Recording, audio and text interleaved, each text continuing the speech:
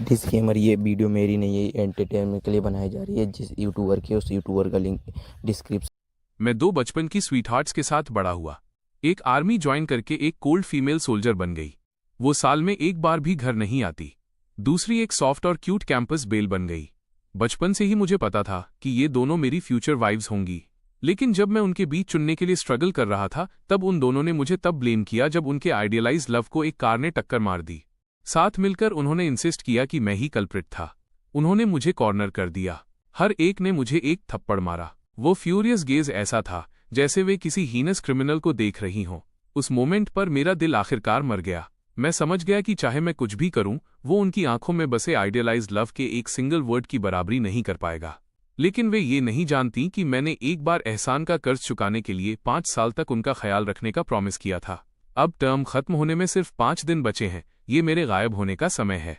मैं हॉस्पिटल गया और जैसे ही मैंने हॉस्पिटल रूम का दरवाजा खोला, सु युआन रू ने मुझे दीवार से सटाकर थप्पड़ मारा।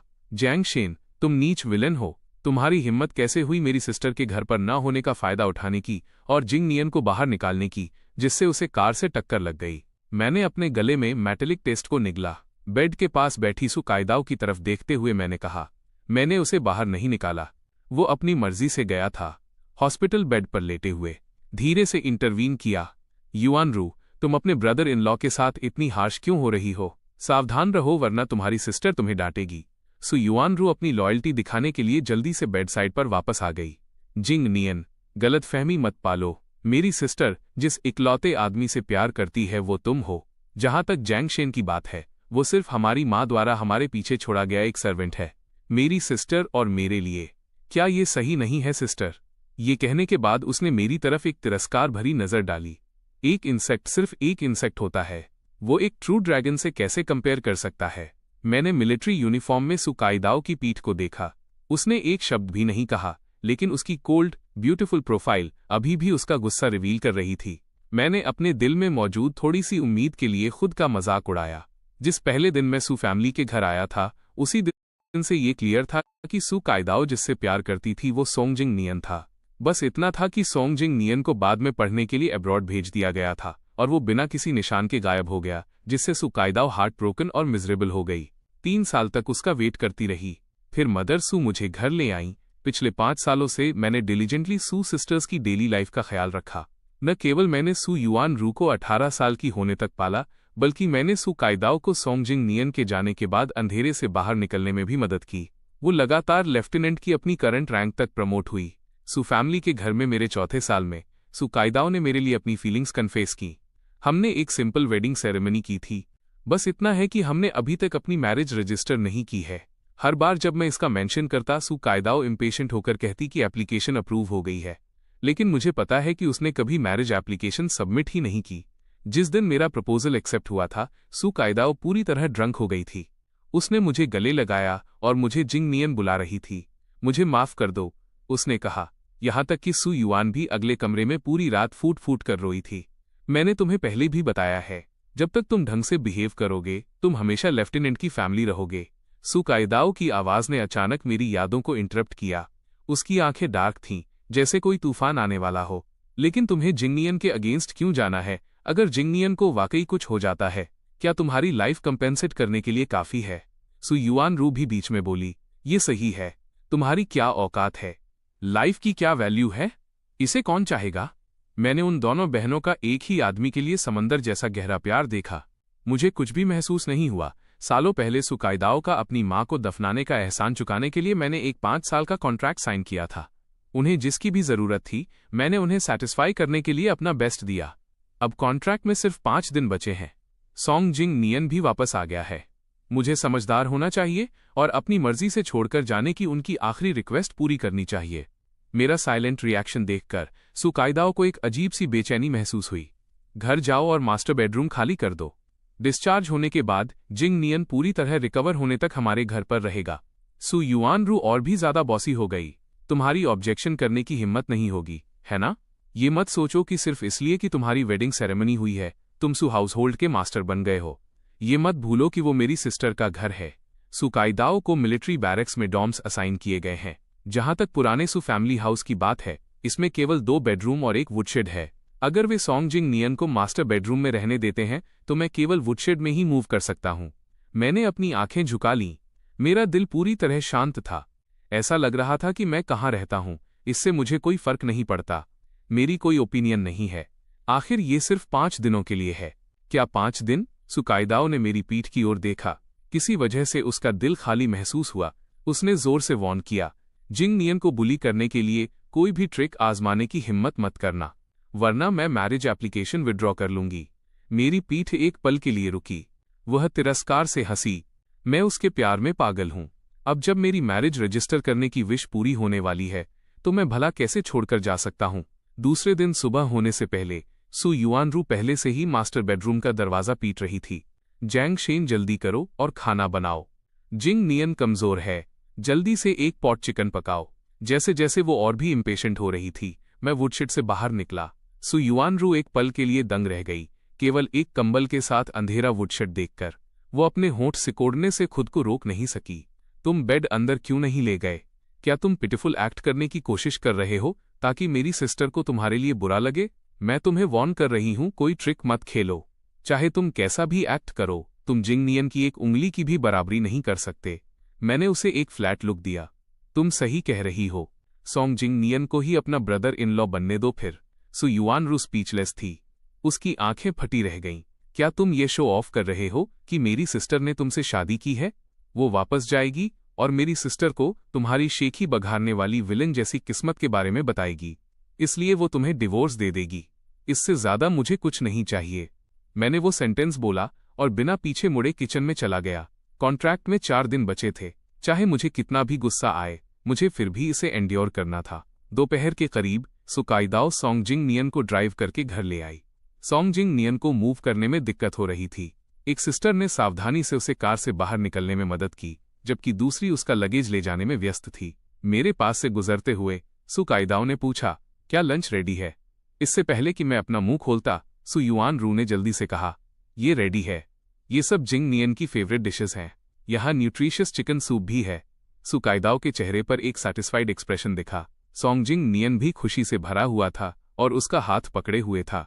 वे एक स्वीट कपल की तरह लग रहे थे। डिनर टेबल पर दोनों बहनों ने डिलीजेंटली सॉन्ग जिंग नियन को खाना सर्व किया। जिंग नियन, ये प्रॉन बहुत फ्रेश है, वो तुम्हारे लिए इसे छील देगा। जिंग नियन, ठीक नहीं है, थोड़ा और मीट खाओ। मैंने चुपचाप अपना खाना खाया। अचानक मेरी कटोरी में गाजर का एक टुकड़ा रखा गया। सॉन्ग जिंग नियन ने मेरी तरफ आभार के साथ देखा। मैं रे जैंग शेन हूं।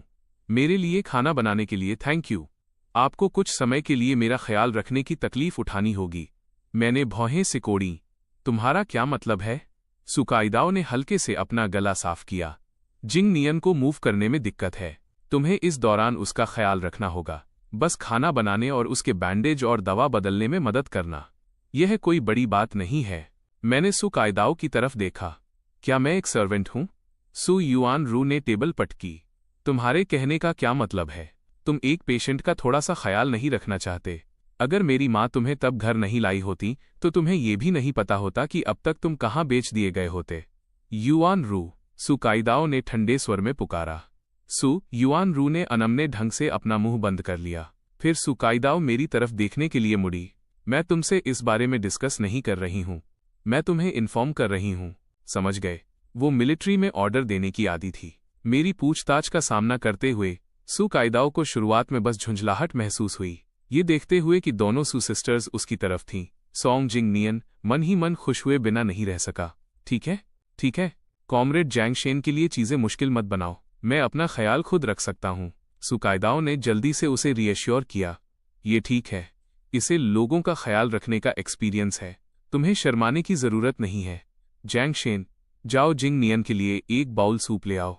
मैं मुस्कुराया। मैं मुड़ा और किचन में चला गया। मैंने एक बाउल सूप निकाला। चिकन सूप अभी भी स्टोव पर उबल रहा था। जब मैं इसे सॉन्ग जिंग नियन के पास लाया तो इसमें से अभी भी भाप निकल रही थी। सॉन्ग जिंग नियन ने इसे लेने के लिए हाथ बढ़ाया। अगले ही पल एक कराह के बाद टूटे हुए पोर्सिलेन की आवाज आई। गोल्डन सूप सॉन्ग जिंग नियन के हाथ पर छलक गया। दर्द इतना तेज था कि उसकी आंखों के कोने तुरंत लाल हो गए। कॉमरेड जैंग शेन, मैंने क्या गलत किया जो आपने मुझ पर सूप उछाल दिया? सुकाइदाओ और सु युआनरू ने तुरंत सॉन्ग जिंग नियन को घेर लिया। दया भाव से उसके हाथ पर लाल निशान को देखने लगीं। सुकाइदाओ, मैं अब तुम्हारे घर नहीं रुक रहा हूं। इस बार ये गरम सूप है। अगली बार क्या मुझे पेस्टिसाइड, कीटनाशक पीने के लिए मजबूर किया जाएगा? मुझे डर लग रहा है। सोंगजिंग नियन ने दुख से भौहें सिकोड़ी। सच को पूरी तरह से पलट देने की इस बात ने दोनों बहनों में गुस्से की लहर जगा दी। मैंने इस भयानक नाटक को देखा।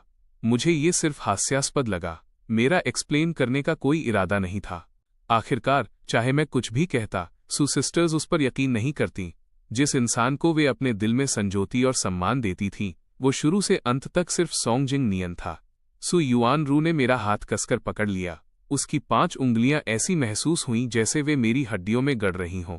जैंगशेन, तुम हमेशा जिंग नियन को नापसंद करते रहे हो। तुम उसे नुकसान पहुंचाने के लिए हर तरह की ट्रिक्स यूज करते हो। वो तुम्हें पुलिस स्टेशन ले जाएगी। तुम काले दिल वाले इंसान हो। सुकाइदाओ ने मेरी तरफ ठंडी नजरों से देखा। मैंने नहीं सोचा था कि जेलसी की वजह से तुम ऐसी गंदी चीजें करोगे। मैंने सच में तुम्हें गलत समझा। अब घुटनों के बल बैठो और जिंग नियन से तुरंत माफी मांगो, वरना मैं भी तुम्हें प्रोटेक्ट नहीं कर पाऊंगी। ये कहने के बाद सुकाइदाओ ने मुझे जमीन पर खींच लिया, वो चीज जो मैंने की ही नहीं थी। मैं क्यों माफी मांगूं? मैंने अपने पैरों के दर्द को सहा और जिद के साथ अपना सिर उठाकर उसकी आंखों में देखा। सू युआनरू बस पागल हो गई। उसने सीधे मेरे घुटने पर लात मारी। जाओ, जिद्दी बनो। अगर जिंग नियन को कुछ भी हुआ तो मैं पक्का नहीं छोड़ूंगी। मेरे घुटने सीधे टूटे हुए पोर्सिलेन पर जा गिरे। तेज शार्प टुकड़ों ने तुरंत कपड़े को फाड़कर मेरे नी कैप्स, घुटने की हड्डियों में छेद कर दिया। दर्द इतना इंटेंस था कि मेरा चेहरा तुरंत पीला पड़ गया। सुकाइदाओ ने बिना किसी हमदर्दी के मेरे कांपते हुए शरीर को देखा। अभी भी माफी मांगने को तैयार नहीं हो, या तुम गेट के बाहर घुटने टेकना चाहते हो ताकि पूरा मोहल्ला तुम्हारा ये दुष्ट दिल देख सके? मेरे शरीर का दर्द अपनी लिमिट पार कर चुका था। मेरी आंखों के सामने बार बार अंधेरा छा रहा था। मुझे पता था कि अगर आज मैंने अपना सिर नहीं झुकाया तो वे मुझे बिल्कुल नहीं जाने देंगी।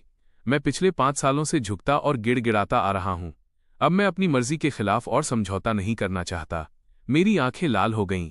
मैं कभी माफी नहीं मांगूंगा। सू युआनरू ने मुझे मारने के लिए हाथ उठाया, पर सुकाइदाओ ने उसे रोक दिया। अगर तुम माफी नहीं मांगना चाहते तो जब तुम्हें अपनी गलती का एहसास हो जाए तब तक यहीं घुटने टेके रहो, तभी तुम खड़े हो सकते हो। ये कहने के बाद उसने सोंगजिंग नियन की मदद की और सू युआनरू के साथ जल्दी से हॉस्पिटल चली गई। दरवाजा जोर से बंद हुआ। मेरा स्ट्रगल करता हुआ शरीर आखिरकार जमीन पर गिर गया। पोर्सिलेन के एक टुकड़े ने मेरी कलाई काट दी। मेरी आंखों के सामने फैले उस सुर्ख लाल मंजर के बीच धीरे धीरे मैं बेहोश हो गया। कीटाणुनाशक, डिसइंफेक्टेंट की तीखी महक मेरी नाक में भर गई। मैंने अपनी आंखें खोली तो सब कुछ सफेद था। क्या मैं मर गया हूं? मेरे घाव पर पट्टी बांध रही नर्स ने कहा, कॉमरेड, क्या आप ठीक हैं? आपका बहुत खून बह गया है। अगर आप 1 घंटे बाद पहुंचते तो आपकी मौत हो जाती। मेरा दिमाग बिल्कुल ब्लैंक था। क्या मैं पूछ सकता हूं कि मेरी सिस्टर के अलावा मुझे यहां कौन लाया? तुम्हें क्या लगता है और कौन हो सकता है? सू युआनरू की अजीब सी आवाज दरवाजे से आई। मैंने उधर देखा और सुकाइदाओ को एक उदास चेहरे के साथ दरवाजे पर खड़े पाया। उसका ऑलरा इतना इंटेंस था कि सू युआनरू भी पास आने की हिम्मत नहीं कर पाई और भागने से पहले पुलिस को रिपोर्ट करने का बहाना बनाने लगी। जैसे ही वो कदम दर कदम करीब आई, मेरा चेहरा सतर्कता, विजिलेंस से भर गया। तुम और क्या करना चाहती हो? सुकाइदाओ ने मेरी ठुड्डी पकड़ी। उसकी आवाज ठंडी थी जब उसने सवाल किया। जैंगशेन, क्योंकि तुम अपनी गलती नहीं मानना चाहते थे, इसलिए तुमने सुसाइड अटेम्प्ट करने का सहारा लिया। मैंने उसके हाथ से अपना सिर झुकाते हुए भौहें सिकोड़ी। मुझे नहीं पता तुम किस बारे में बात कर रही हो। सुकाइदाओ ने मेरा पट्टी वाला हाथ पकड़ा। लिविंग रूम व्यावहारिक रूप से तुम्हारे खून से भर गया था। जिंग नियन इतना डर गया था कि उसके पैर कमजोर हो गए। इसके अलावा वो अपने शब्द निगल गई। वो मुझे नहीं बताना चाहती थी कि जब उसने मुझे वहां बेजान पड़ा देखा तो वो कितनी घबरा गई थी और कितनी बेबस हो गई थी। मैंने तभी रिएक्ट किया। मैंने बस चुपचाप अपना हाथ पीछे खींच लिया। कल तुम्हारे डिस्चार्ज के बाद तुम मेरे साथ मिलिट्री डिस्ट्रिक्ट डॉम्स में रहने आओगे, ताकि तुम्हें जिंग नियन को देखने और भी गंदे थॉट्स आने से रोका जा सके। मैंने सख्ती से मना कर दिया। कोई जरूरत नहीं है। मैं तुम्हें परेशान करने नहीं जाऊंगा। जहां तक सोंगजिंग नियन की बात है, उसे कहो कि 3 दिन और बर्दाश्त करे और मुझे उकसाना न करे। सुकाइदाओ चौंक गई। तुम्हें कैसे पता चला कि हमारी मैरिज एप्लीकेशन 3 दिनों में अप्रूव हो जाएगी? लेकिन अंत में मैं फिर भी नहीं रुक पाया। सुकाइदाओ मुझे फैमिली क्वार्टर में वापस ले गई। ये घर सुकाइदाओ का प्राइवेट स्पेस था। बुककेस मेडल और मेरिट सर्टिफिकेट से भरा था, साथ ही एक चमकती हुई फोटोग्राफ भी थी। यह सोंग जिंग नियन और सु काइदाओ की विदेश जाने से पहले की फोटो थी। वे दोनों एक दूसरे के बहुत करीब खड़े थे। सु काइदाओ की हमेशा ठंडी रहने वाली आंखों में वसंत की हवा जैसी गर्म मुस्कान थी। जो कोई भी इसे देखता वो उन्हें एक टैलेंटेड आदमी और सुंदर महिला के रूप में प्रेस तारीफ करता। अगर सोंग जिंग नियन विदेश नहीं गया होता तो शायद अब तक उनका एक बच्चा भी होता। जैंगशेन, तुम क्या देख रहे हो?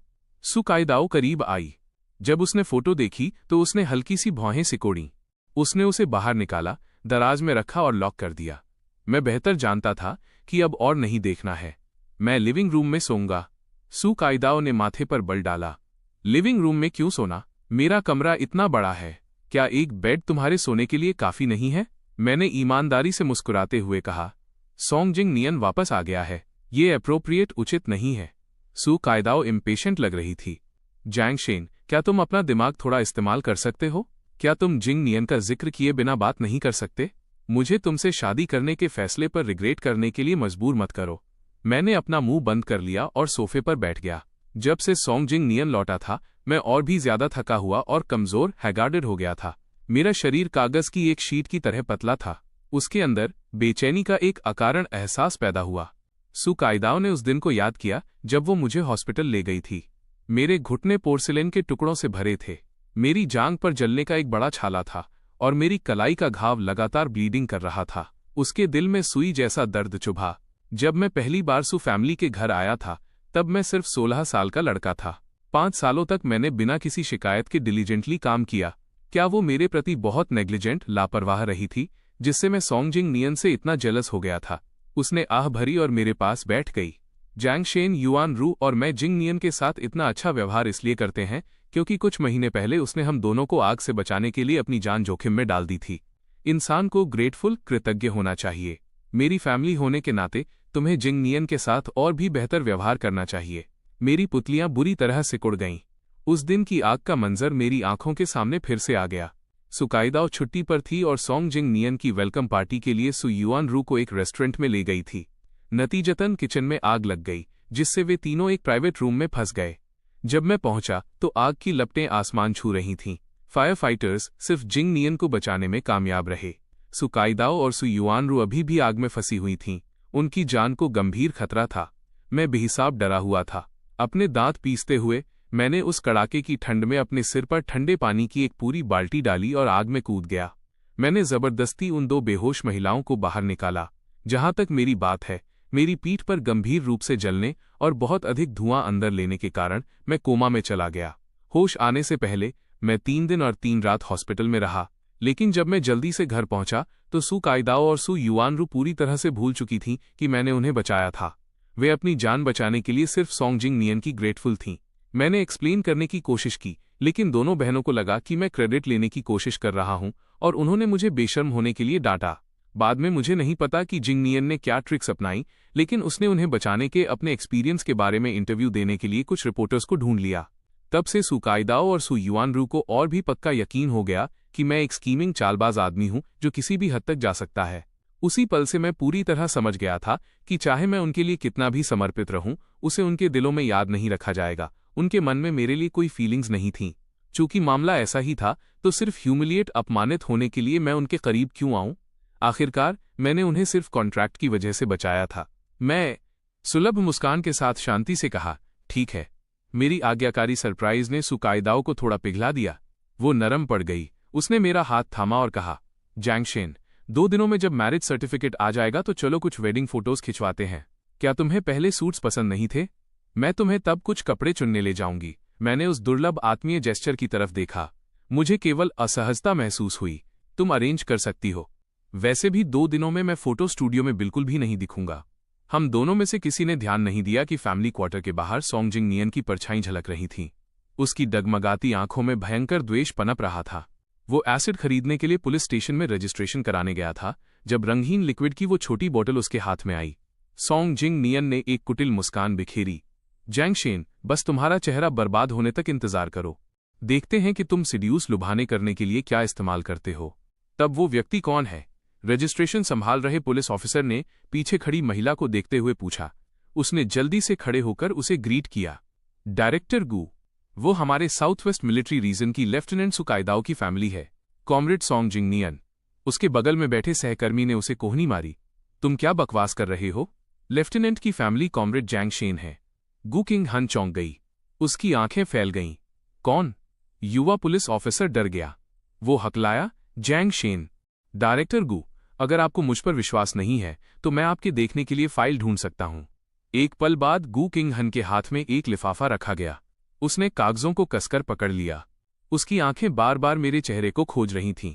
अंत में अपनी भावनाओं को छिपाने में असमर्थ होकर वो कॉल करने के लिए जल्दी से अपने ऑफिस वापस गई। हेलो, कृपया मुझे सिक्योरिटी ब्यूरो के डायरेक्टर जियांग के ऑफिस से कनेक्ट करें। एक क्षण बाद एक गहरी आधिकारिक आवाज सुनाई दी। किंग हन, क्या तुम्हें जासूस के बारे में कोई खबर मिली? गू किंग हन ने उत्साह से कांपते हाथ से रिसीवर पकड़ा। अंकल, इतने सालों के बाद आखिरकार हमने जैंग शेन को ढूंढ लिया है।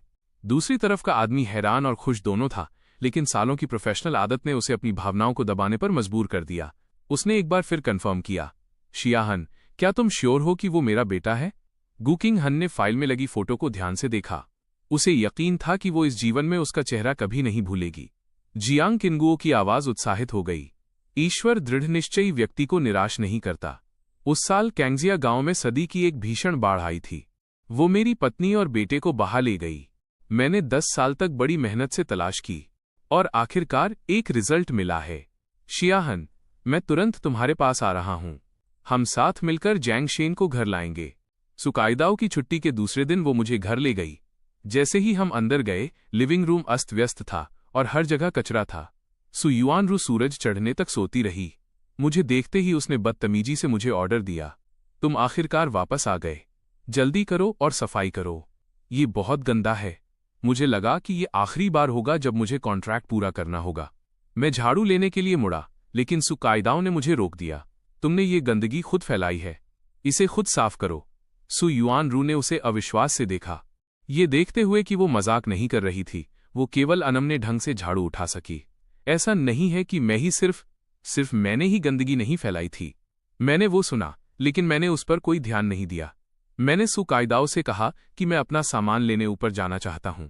उस दिन जब मैंने बेडरूम साफ किया था तो मैं सिर्फ अपनी रोजमर्रा की चीजें ही बाहर ले गया था, लेकिन मेरी सबसे इंपॉर्टेंट चीज अभी भी बेड के नीचे सेफ में छिपी हुई थी। लेकिन जब मैंने उसे अनलॉक किया तो मैंने देखा कि जेड रिंग, जिसे अंदर सेफली स्टोर किया जाना चाहिए था, बिना किसी निशान के गायब हो गई थी। मैं चौंक गया। मैंने पागलों की तरह बेडरूम में सर्च किया, इस डर से कि कहीं मैंने उसे कहीं और तो नहीं छोड़ दिया। कॉमरेड जैंग शेन, क्या आप इसे ढूंढ रहे हैं? दरवाजे से एक आवाज आई। मैंने अपना सिर घुमाया और सॉन्ग जिंग नियन को डोर फ्रेम से टिके हुए देखा। उसने अपना दायां हाथ ऊपर उठाया। उसकी पतली उंगली पर एक चमकती हरी जेड रिंग थी। मेरा दिल अचानक जोर से भींच गया। वो मेरी है। सॉन्ग जिंग नियन ने रिंग को सहलाया। सच में? इस रिंग पर तुम्हारा नाम नहीं है। तुम कैसे प्रूव कर सकते हो कि ये तुम्हारी है? ये मुझे मिली, इसलिए ये मेरी है। मेरी आवाज चिंता से थोड़ी कांपने लगी। सॉन्ग जिंग नियन, तुम्हें जो चाहिए तुम ले सकते हो, लेकिन तुम्हें ये मुझे वापस देनी होगी। सॉन्ग जिंग नियन की आंखों में एक चमक आई। वो धीरे धीरे अंदर आया। मैं चाहता हूं कि तुम सु कायदाओं को मुझे दे दो, ठीक है?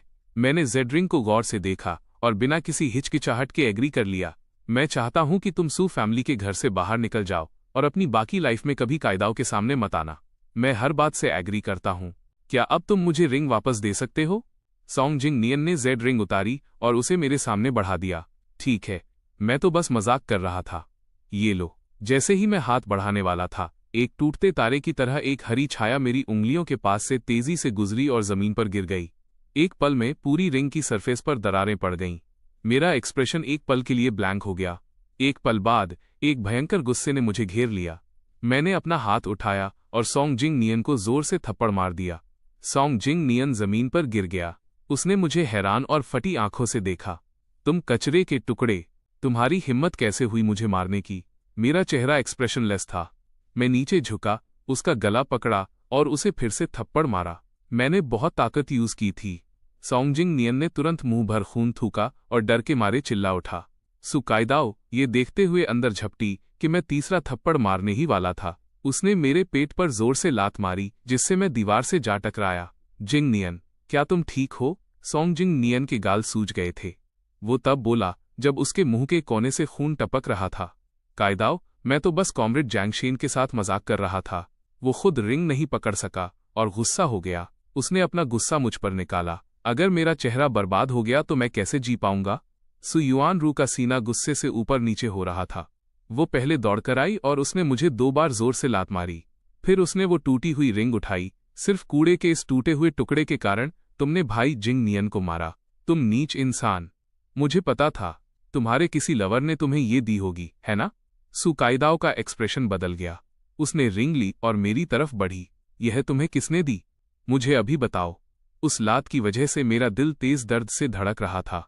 अब उसे मुझसे सवाल करते देख मुझे सिर्फ घृणा और मतली महसूस हुई। मैंने अपने मुंह का खून निगला और एक बेपरवाह मुस्कान के लिए खुद को मजबूर किया। तुम उसका नाम जानने के लायक नहीं हो। तुम नीच। तुम्हारी मेरी बहन को धोखा देने की हिम्मत कैसे हुई? मैं तुम्हें मार डालूंगी।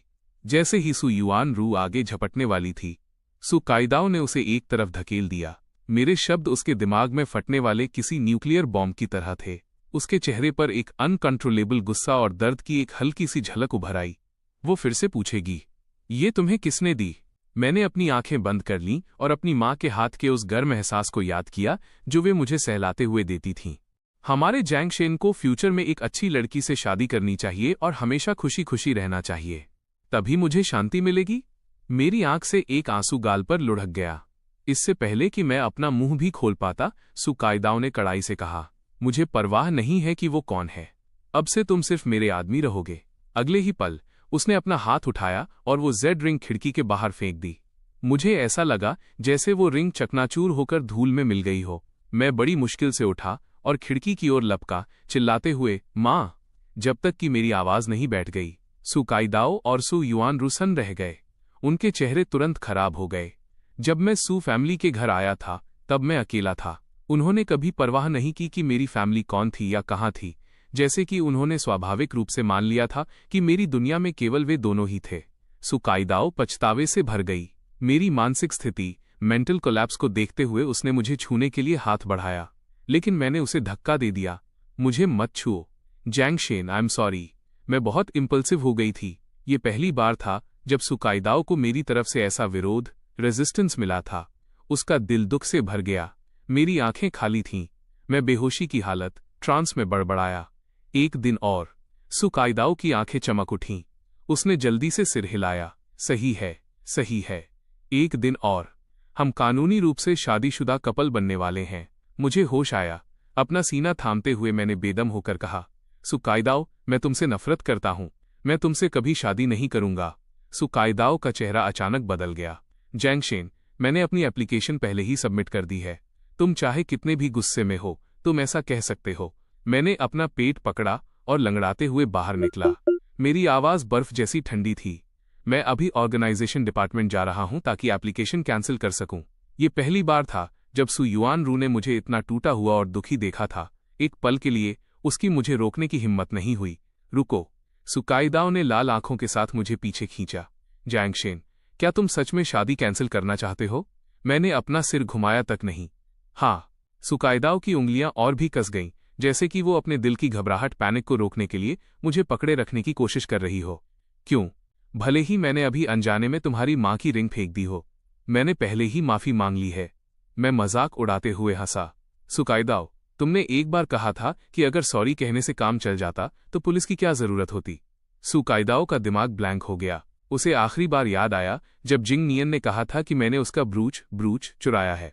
सु काइदाओ ने अपनी निष्पक्षता, इम्पार्शियलिटी दिखाई।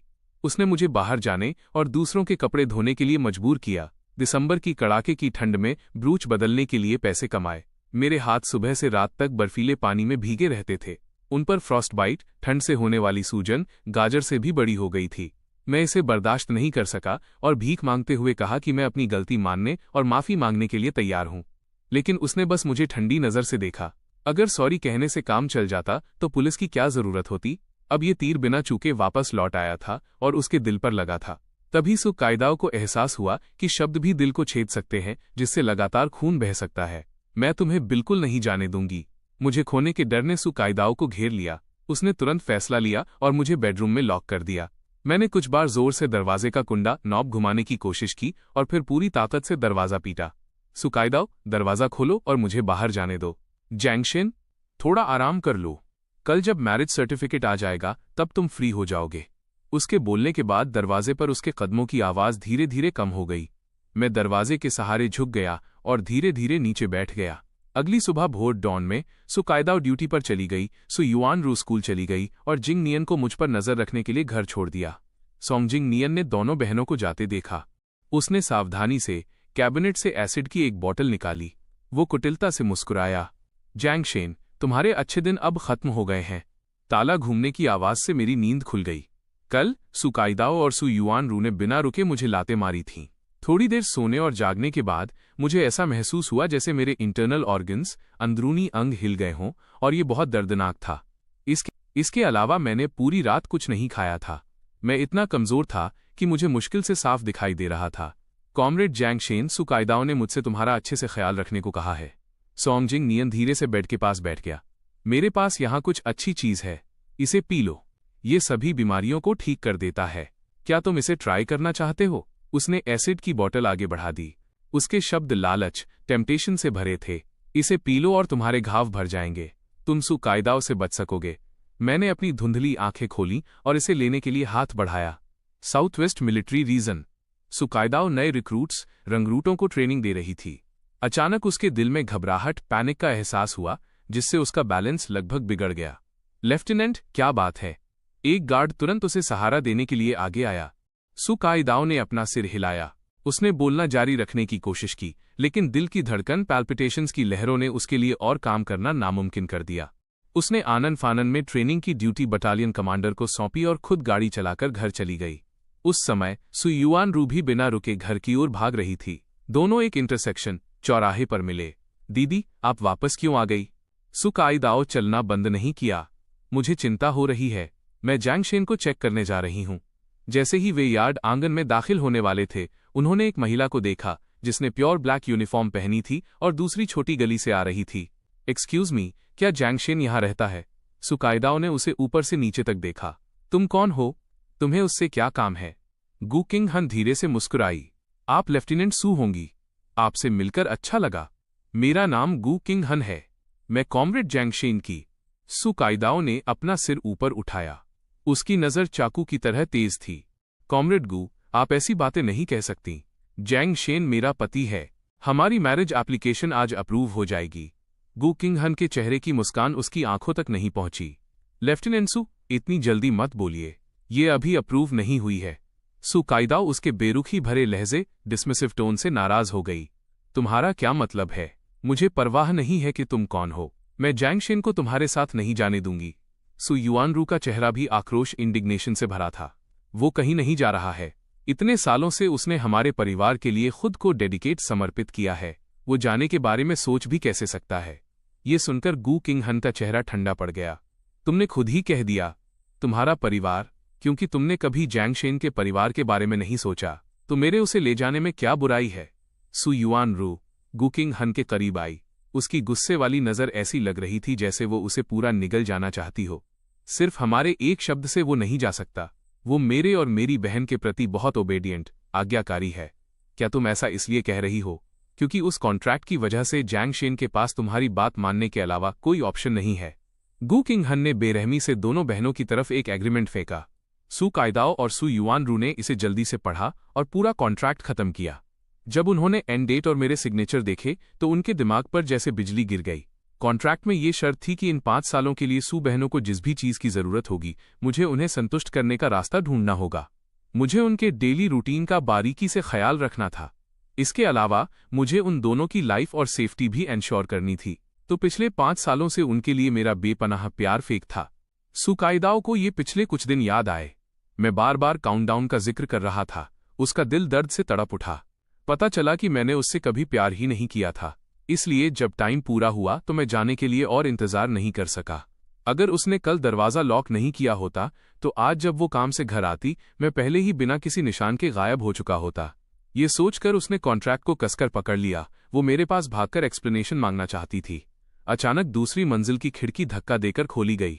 एक टूटी हुई तितली की तरह एक जाना पहचाना फिगर नीचे गिरा। जैंगशेन, सु कायदाओ और सु युआन रू की आंखें फटी रह गईं। वे बस भागकर आने ही वाले थे, लेकिन गु किंग हन उनसे भी तेज थी। एक पल में उसने मुझे मजबूती से पकड़ लिया था।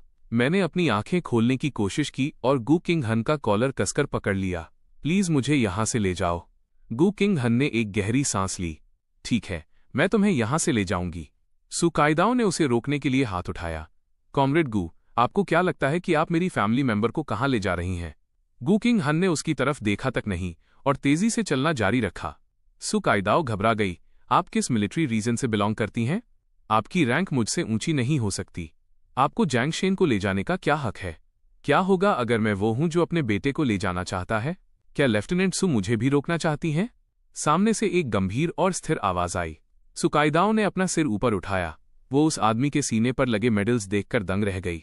वो इस आदमी को मिलिट्री रीजन जनरल्स की नेशनल कॉन्फ्रेंस में देख चुकी थी।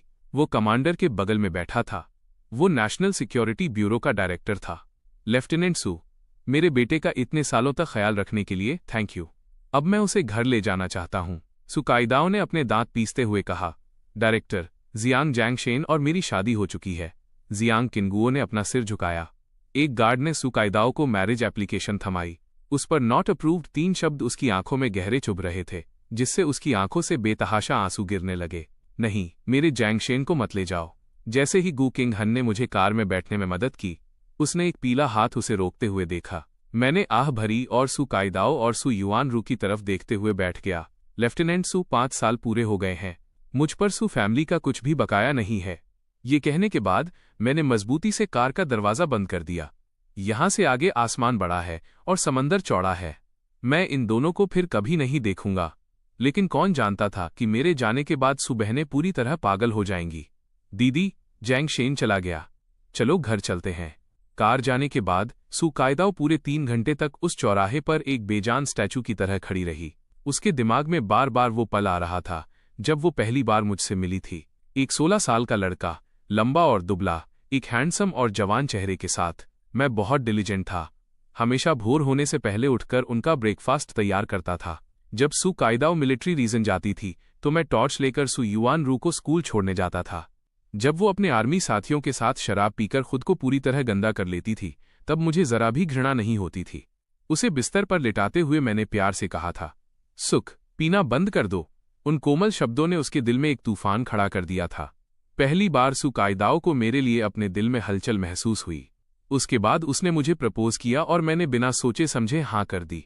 मुझे इस बात का भी बुरा नहीं लगा कि उसने कभी मैरिज सर्टिफिकेट नहीं बनवाया। मैं बिना किसी ऑफिशियल स्टेटस के सु फैमिली के घर रहने को तैयार था। उसे लगा कि मैं उसके प्यार में पागल हूं और उसे कभी नहीं छोड़ूंगा। लेकिन अब सु कायदाओ का चेहरा भावशून्य था। उसने मैरिज एप्लीकेशन को इतनी जोर से पकड़ा कि उसकी उंगलियां सफेद पड़ गईं। सु युआनरू से अब और रहा नहीं गया और वो जोर से बोली, दीदी, वैसे भी वो हमारे घर में बस एक फ्री का नौकर, नैनी ही तो था। अगर चला गया तो चला गया। वो हमारे साथ इतना अच्छा बर्ताव इसलिए करता था क्योंकि आप मिलिट्री रीजन में लेफ्टिनेंट हो। अब उसे ऊंची रैंक वाला बाप मिल गया है तो वो पक्का अपने फैमिली कनेक्शन का इस्तेमाल आगे बढ़ने के लिए कर रहा है। मुझे लगता है कि आप भाई जिंग नियन के लिए बेहतर मैच हो। अच्छा हुआ कि वो चला गया, इससे जिंग नियन के लिए रास्ता साफ हो गया। ये पहली बार था जब सु कायदाओ ने सु युआनरू की तरफ इतनी भयानक नजर से देखा। जैंगशेन तुम्हारा इकलौता जीजा है। सु युआनरू चौंक गई और खालीपन से बोली, लेकिन वो तो जा चुका है। सु कायदाओ का चेहरा काला पड़ गया। वह मुड़ी और घर चली गई। सोंगजिंग नियन लिविंग रूम में संतरा खा रहा था और टीवी देख रहा था। दोनों बहनों को देखकर वो मुस्कुराया। कायदाओ युआनरू, तुम आखिर वापस आ गई। सु कायदाओ ने उसे देखा और माथे पर शिकन लाते हुए पूछा, जिंग नियन, मुझे याद है कि आज घर पर सिर्फ तुम और जैंगशेन थे। जैंगशेन दूसरी मंजिल से क्यों कूदा? क्या ऐसा ही कुछ हुआ था? सोंगजिंग नियन की आंखें लाल हो गईं। उसका चेहरा गलत समझे जाने के दुख से भर गया। कायदाओ, आज तुम मुझे गलत कैसे समझ सकती हो?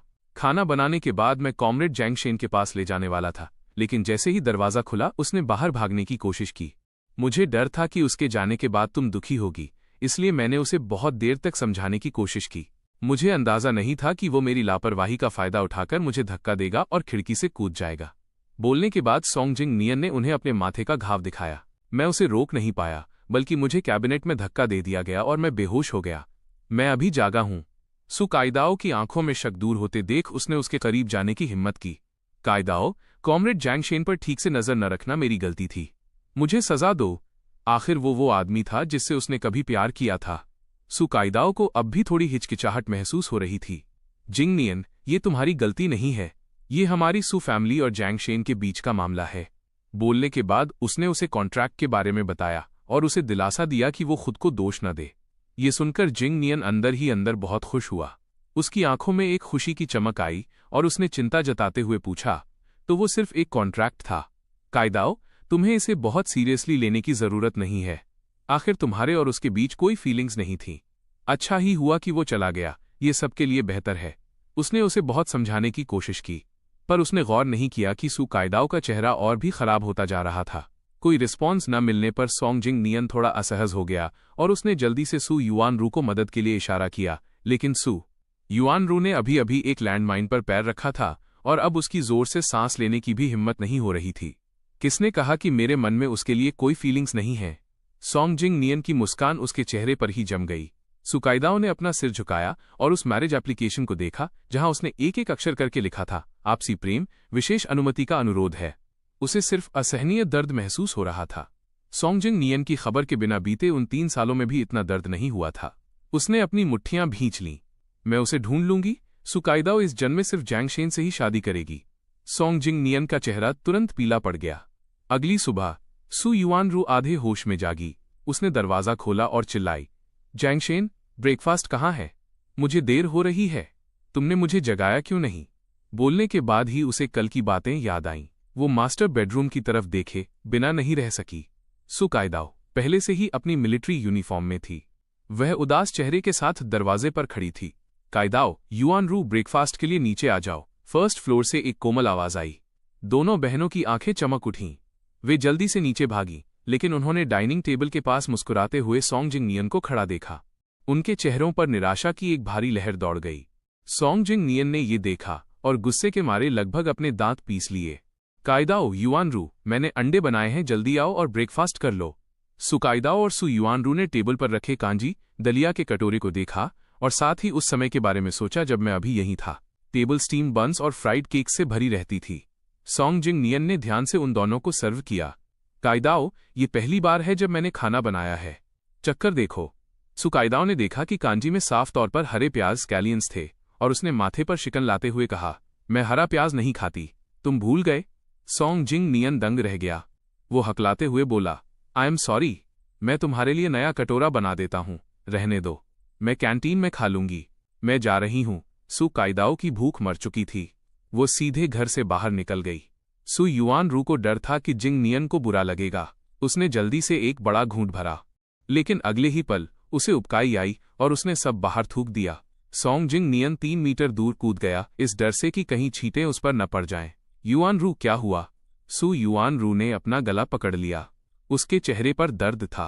अंडे के छिलके का एक बड़ा टुकड़ा मेरे गले में फंस गया है।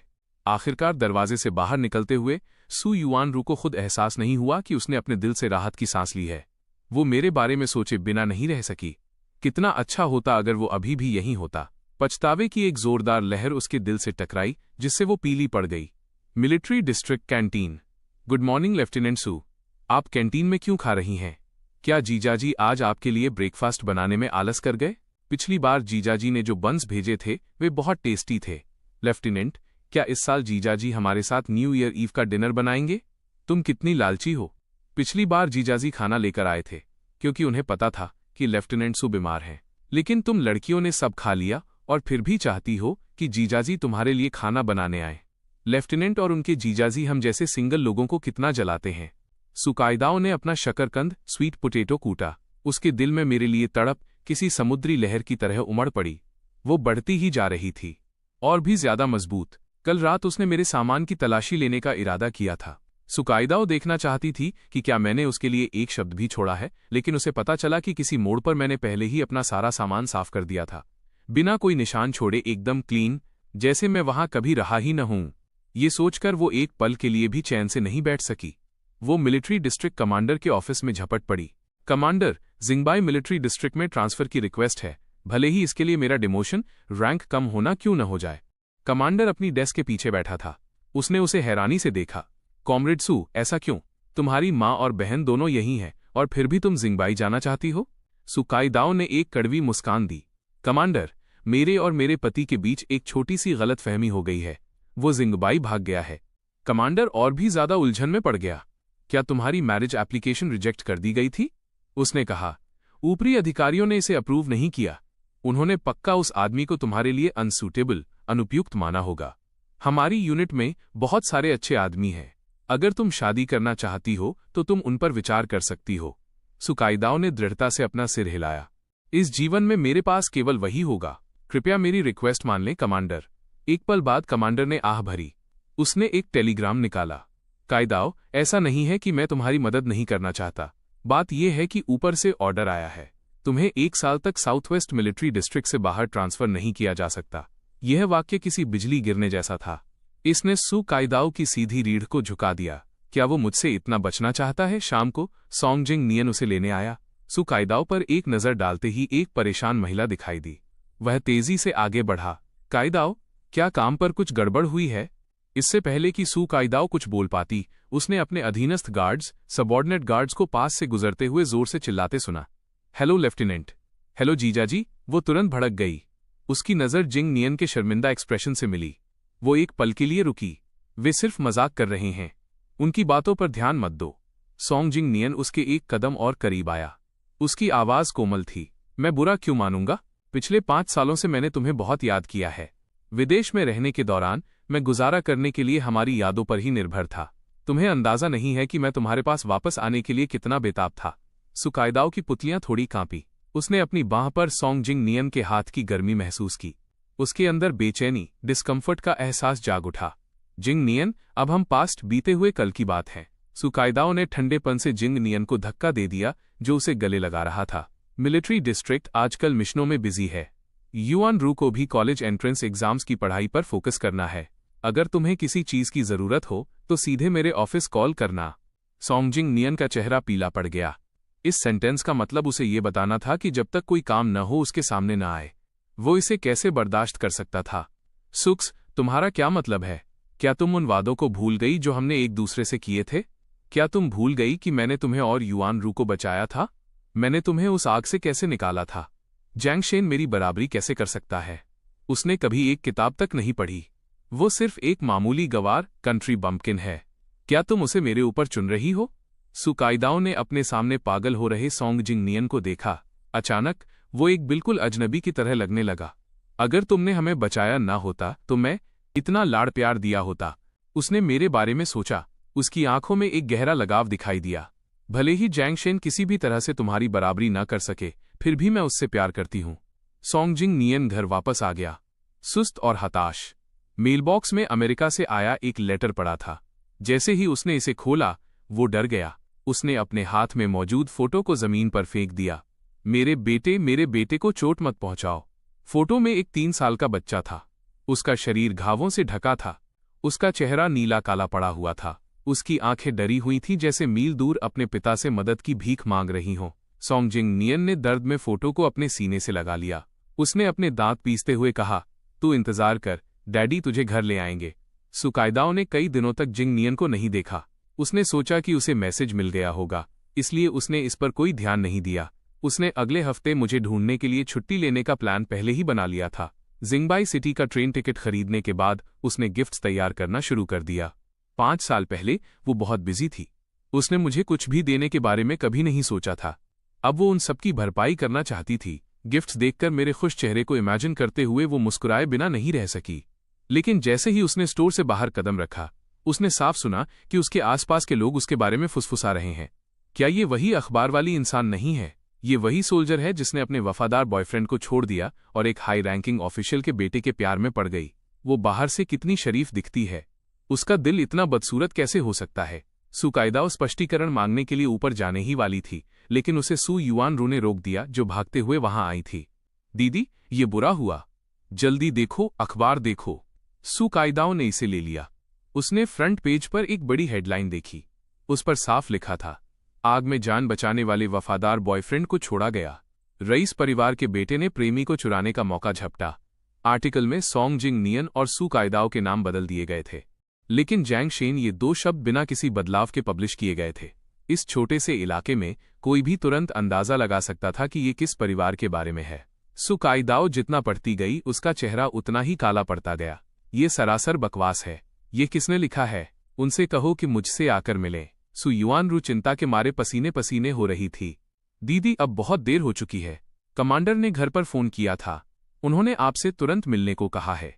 कमांडर ने पटखनी के साथ टेबल पर अखबार पटका। उन्होंने गुस्से में डांटा, सु, आखिर ये सब क्या है? तुमने हमारे मिलिट्री पर्सनल की पूरी तरह से बेइज्जती कर दी है। इस डांट ने सुकाइदाओ को अंदर तक झकझोर दिया। मिलिट्री में इतने सालों में उसने जो इमेज बनाई थी वो एक अखबार की वजह से पल भर में बर्बाद हो गई। कमांडर, मैं इसकी पूरी जांच करूंगी। कमांडर का चेहरा सख्त था। तुम्हारी जांच से क्या फायदा होगा? अभी अर्जेंट टास्क पब्लिक के इंप्रेशन को बदलना है। तुम खुद बताओ क्या किया जाना चाहिए। सू ने अपना जबड़ा भींच लिया। मैं चीजों को स्पष्ट करने के लिए खुद एक न्यूज़पेपर आर्टिकल पब्लिश करूंगी। सच में? जब तक आर्टिकल पब्लिश करने के लिए अप्रूव होगा तब तक बहुत देर हो जाएगी। ठीक उसी समय जब टेंशन अपने पीक पर थी, एक साफ आवाज आई, कमांडर काइदाओ, मेरे पास एक सोल्यूशन है। सू ने सोंग जिंग नियन की ओर देखने के लिए अपना सिर घुमाया। उसका एक्सप्रेशन तुरंत सख्त हो गया। ये एक रेस्ट्रिक्टेड मिलिट्री एरिया है। तुम अंदर कैसे आए? सु युआनरू जिंग नियन के पीछे पीछे आई। दीदी, मैं भाई जिंग नियन को अंदर लाई हूं।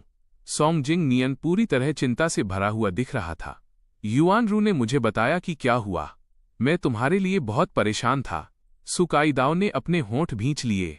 तुमने जिस सॉल्यूशन का जिक्र किया वो क्या है? सोंग जिंग नियन ने एक चिंतित और पीड़ित चेहरा बनाया। जब तक हम शादी करेंगे वो तुमसे शादी कर लेगा। उन्हें सच पता चल जाएगा।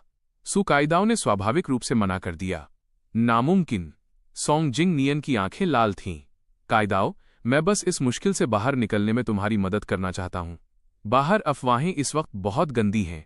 अगर ऑर्गेनाइजेशन को पता चला तो क्या होगा अगर वे तुम पर उलझे हुए रिश्तों, मेसी रिलेशनशिप्स का आरोप लगा दें? सुकाइदाओ की आंखों में झिझक दिखाई दी। सोंग जिंग नियन ने मौके का फायदा उठाया। जहां तक जैंग शेन की बात है, जिंगबाई में अब उसे कौन जानता होगा या उसके चेहरे पर बुरा बोलेगा। जरूरी मामला तुम्हारी इमेज का ख्याल रखना है। जिंगबाई, जैंग फैमिली का घर। मैं हाथ में अखबार लिए अपने पिता के स्टडी रूम में गया, लेकिन मैंने देखा कि गू किंग हन भी वहां थी। जैंग शेन, क्या हुआ? मैंने गू किंग हन की तरफ एक नजर डाली और कहा, कुछ नहीं पिताजी। डिपार्टमेंट हेड, प्लीज आप अपना काम जारी रखें। गू किंग हन ने मुझे वापस बुलाया।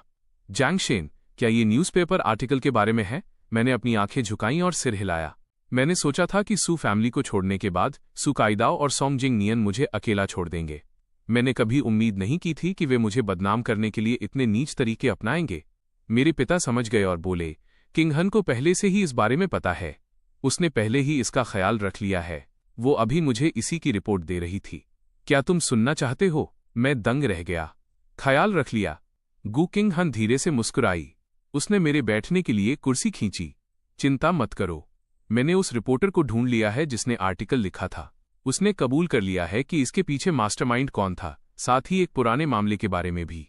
मैंने उसे उत्सुकता से देखा, लेकिन मैंने देखा कि उसकी खूबसूरत आंखें सहानुभूति, सिंपैथी से भरी थीं। सालों पहले तुमने दोनों सू बहनों को बचाया था। क्या तुमने नहीं बचाया था? तुम बिना किसी हिचकिचाहट के आग में कूद गए थे, लेकिन जिंग नियन ने उसका क्रेडिट चुरा लिया। मेरी आंखें अविश्वास से फटी रह गईं। ये सब सोंग जिंग नियन की साजिश थी, है ना? गू किंग हन ने सिर हिलाया। उसने सहानुभूति के साथ कहा, तुमने इतने सालों तक दुख झेला है। जब मुझ पर कीचड़ उछाला गया और मेरा अपमान किया गया तब मैं नहीं रोया। जब मुझे पीटा गया और गाली दी गई तब भी मैं नहीं रोया। लेकिन न जाने क्यों गू किंग हन के कोमल शब्दों ने मेरी आंखों के कोनों को लाल कर दिया। पहली बार मैंने इतने दुख ग्रीवेंस के साथ कहा, लेकिन उन सभी ने मुझ पर विश्वास करने से इनकार कर दिया। मेरे पिता और गू किंग हन को बेहद सहानुभूति महसूस हुई। उन्होंने जल्दी से मुझे दिलासा दिया, डरो मत। अब से जैंग शेन, तुम्हारे पास पिता और किंग हन हैं। हम तुम्हें फिर कभी दुखी नहीं होने देंगे। वो सोंग जिंग नियन, मैंने उसे पहले ही अरेस्ट करवा दिया है। पुलिस चीफ को अपने सुपीरियर से ऑर्डर मिला। उसने तुरंत पुलिस भेजने का अरेंजमेंट किया। 2 पुलिस कारें साउथवेस्ट मिलिट्री कॉम्प्लेक्स में घुस गईं। कमांडर के ऑफिस में सोंग जिंग नियन अभी भी सुकाइदाओ के जवाब का इंतजार कर रहा था। ठीक उसी समय जब सुकाइदाओ हाँ में सिर हिलाने ही वाली थी, दरवाजे पर एक साफ दस्तक सुनाई दी। पुलिस अंदर झपटी। वे सोंग जिंग नियन के पास चले गए। सोंग जिंग नियन, आप पर प्रेस का इस्तेमाल करके बदनामी और अफवाहें फैलाने का शक है।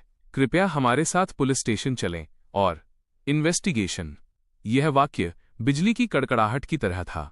इसने सॉन्ग जिंग नियन को झकझोर कर रख दिया, जिससे उसके पैर कमजोर हो गए। वो लगभग जमीन पर गिर ही गया था। उसके हाव भाव पूरी तरह बदल गए, लेकिन फिर भी उसने शांत दिखने का नाटक करने की कोशिश की। मैंने ये नहीं किया। मैं किसी को कैसे बदनाम कर सकता हूं? किसी और ने रिपोर्ट किया होगा। मैंने इसे नहीं लिखा। मेरा इससे क्या लेना देना है? मैं तो खुद विक्टिम हूं। सुकाइदाओ थोड़ी हैरान थी, लेकिन फिर भी उसने अनजाने में सॉन्ग जिंग नियन का बचाव किया। कॉमरेड, क्या यहां कुछ गलतफहमी हो सकती है? सु युआन रू पूरी तरह से सदमे में थी। सही बात है। भाई जिंग नियन ऐसा काम कैसे कर सकते हैं? पुलिस ऑफिसर ने रूखेपन से कहा। लेफ्टिनेंट सु, हम जानते हैं कि आपके और सॉन्ग जिंग नियन के बीच गहरे संबंध हैं, लेकिन कृपया अपनी पर्सनल फीलिंग्स को सरकारी काम के बीच में ना आने दें। सुकाइदाओ ने अपनी नाराजगी जताते हुए माथे पर बल डाला। कॉमरेड, ये कैसा एटीट्यूड है? क्या मुझे एक वाजिब सवाल पूछने की इजाजत नहीं है? लेफ्टिनेंट सु, अगर आपको यकीन नहीं है तो खुद गवाही सुन लीजिए। ये कहने के बाद दो पुलिस ऑफिसर एक पतले और कमजोर आदमी को अंदर लाए। सुकाइदाओ हैरानी से चिल्ला उठी। उसका नाम रिपोर्टर ट्रान हाई था, एक छोटा मोटा रिपोर्टर जिसने कभी ऐसा सीन नहीं देखा था। वो धड़ाम से अपने घुटनों के बल गिर पड़ा। लेफ्टिनेंट सु, मैं सब कुछ कबूल करता हूं। मैं आपसे भीख मांगता हूं, प्लीज मुझे गोली मत मारना। सॉन्ग जिंग नियन ने ही मुझे सारी रिपोर्ट्स लिखने के लिए कहा था। उसने मुझे 5 युआन दिए थे। उसने मुझसे कहा था कि मैं आपको और जैंग शेन को बदनाम करने की पूरी कोशिश करूं, ताकि उसे आपसे शादी करने का मौका मिल सके। और वो आग से बचाने वाली कहानी भी, उसने मुझसे वो फेक न्यूज लिखने के लिए कहा था। रिपोर्टर का हर शब्द सुकाइदाओ के दिमाग में धमाके की तरह गूंजा, जिससे उसकी आंखों के सामने अंधेरा छा गया। वो आगे झपटी और ट्रानहाई का कॉलर पकड़ लिया। उसका खूबसूरत चेहरा बिगड़ गया था। तुमने क्या कहा? ट्रानहाई डर के मारे पूरी तरह कांप रहा था। उस दिन जिसने सच में आपको और आपकी बहन को बचाया था, वो जैंग शेन था। आपके करीब आने के लिए सॉन्ग जिंग नियन ने उसका क्रेडिट चुराने की साजिश रची थी। सॉन्ग जिंग नियन जोर से चिल्लाया। ऐसा नहीं है काइदाओ, ये नीच आदमी मुझे फंसा रहा है। तुम इसकी बात नहीं सुन सकती। सुकाइदाओ की कनपटियों में तेज दर्द हुआ। वह सुध बुध खोकर जैसे उस दिन के मंजर को याद करने लगी। भयंकर आग में एक दुबला पतला फिगर बिना किसी हिचकिचाहट के उसकी तरफ दौड़ रहा था। उसने आखिरकार उसका चेहरा साफ देखा। वो जैंग शेन था। हिम्मत रखना, मैं तुम्हें मरने नहीं दूंगा। भारी गर्मी और घने धुएं के बीच मैंने उसे और सु युआन रू को रेस्टोरेंट से बाहर निकालने के लिए संघर्ष किया। आग ने मेरी स्किन को छील दिया था और मेरे सिर को जला दिया था। जब तक हम सुरक्षित नहीं हो गए, मैंने एक आवाज तक नहीं निकाली। आखिरकार मैं उसके पास गिर पड़ा। सुकाइदाओ की आंखें लाल थीं जैसे आग से जल गई हों। वो आगे बढ़ी और सॉन्ग जिंग नियन को जोर से थप्पड़ मारा। तुम नीच इंसान, तुम्हारी मुझे झूठ बोलने की हिम्मत कैसे हुई? सॉन्ग जिंग नियन ने अपना जलता हुआ गाल पकड़ लिया। उसका चेहरा सदमे से भरा था। उसने कहा, तुमने मुझे मारा। सिर्फ इन शब्दों की वजह से तुमने तुरंत मुझ पर शक कर लिया। सुकाइदाओ गुस्से से कांप रही थी। तुमने जैंग शेन को दूर भगा दिया। तुमने जानबूझकर मुझे उसे गलत समझने के लिए मजबूर करने की साजिश रची। ये सब तुम थे। सॉन्ग जिंग नियन की आंखें भी लाल हो गईं। सुक्स, भले ही मैंने उसे फंसाया, पर क्या तुम भूल गई कि जैंग शेन को चोट पहुंचाने वाले शब्द और काम तुम्हारे अपने थे? अब तुम ऐसे नाटक कर रही हो जैसे तुम बहुत साफ हो। असली गुनहगार तुम हो। सुकाइदाओ का शरीर सुन्न पड़ गया। ये सच था। वे ही थे जिन्होंने मुझ पर भरोसा नहीं किया था। उनकी कद्र न करने की वजह से ही मैं चला गया। निर्णायक रूप से इस पल पछतावे की लहर उमड़ पड़ी, जिसने उसके पूरे दिल को दर्द से तड़पा दिया। सुकाइदाओ ने कमांडर से विनती करने के लिए अपना सिर घुमाया। कमांडर, 1 हफ्ते की छुट्टी की रिक्वेस्ट है। मैं जिंगबाई सिटी जाना चाहती हूँ। उसे अभी मेरे पास जाना था और अपने मुंह से सॉरी कहना था, और वो आई लव यू भी जो सालों से बकाया था।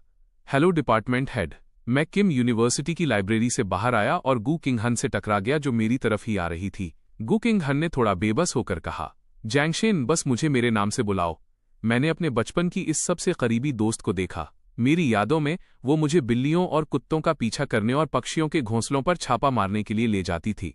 बगल के घर की ये लड़की, हालांकि वो मुझसे छोटी थी, वो मेरा ख्याल एक बड़ी बहन की तरह रखती थी, और बिना जाने उसने मुझे कभी भाई नहीं कहा था। वो बड़ी होकर लंबी और खूबसूरत हो गई थी, जबकि मैं 5 साल बर्बाद करने के बाद अब उससे और भी दूर हो गया था।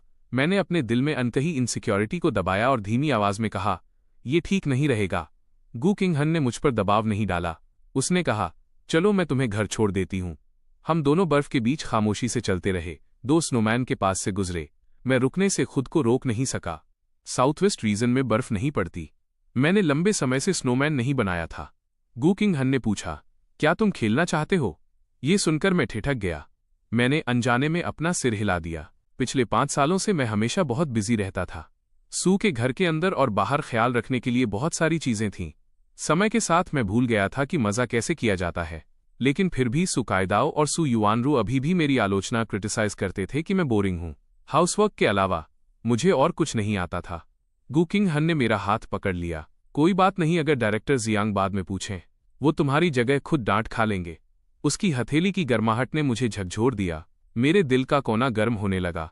हम दोनों 7 या 8 साल के बच्चों की तरह आंखों के रूप में इस्तेमाल करने के लिए अपने कोट के बटन खींच लिए। हमने उस फनी स्नोमैन को देखा और खिलखिलाकर मुस्कुराए। जब हम घर पहुंचे तो पिताजी खाना खा चुके थे।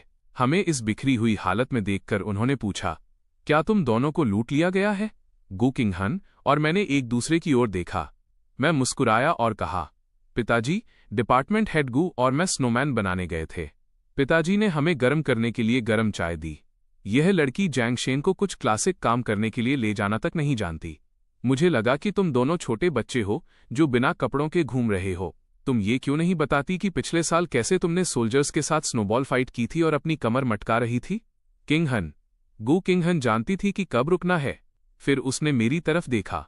क्या तुम कल मेरे साथ मूवी देखने चलोगे? मेरी आंखें चमक उठीं और मैंने धीरे से सिर हिलाया। गू किंग हन जाने से पहले मेरे घर पर डिनर के लिए रुकी। उसे दरवाजे तक छोड़ते हुए मैंने कहा, गुड बाय किंग हन, कल मिलते हैं। गू किंग हन ने धीरे से अपनी भौहें ऊपर उठाईं। उसने मेरी तरफ हाथ हिलाया। गुड नाइट जैंगशेन। हमारी इस छोटी सी बातचीत को मेरे पिता ने तुरंत पकड़ लिया। उन्होंने मेरे दरवाजा बंद करने का इंतजार किया, फिर जल्दी से पूछा, जैंगशेन, तुम किंग हन के बारे में क्या सोचते हो? मैं थोड़ा शर्मिंदा था। वो बहुत अच्छी है। पिताजी ने इमोशनल होकर मेरे कंधे को थपथपाया। इतने सालों तक उसने तुम्हें ढूंढना कभी नहीं छोड़ा। हर बार जब उसकी यूनिट का कोई साथी पूछता तो वो कहती कि उसकी लाइफ में पहले से ही कोई है।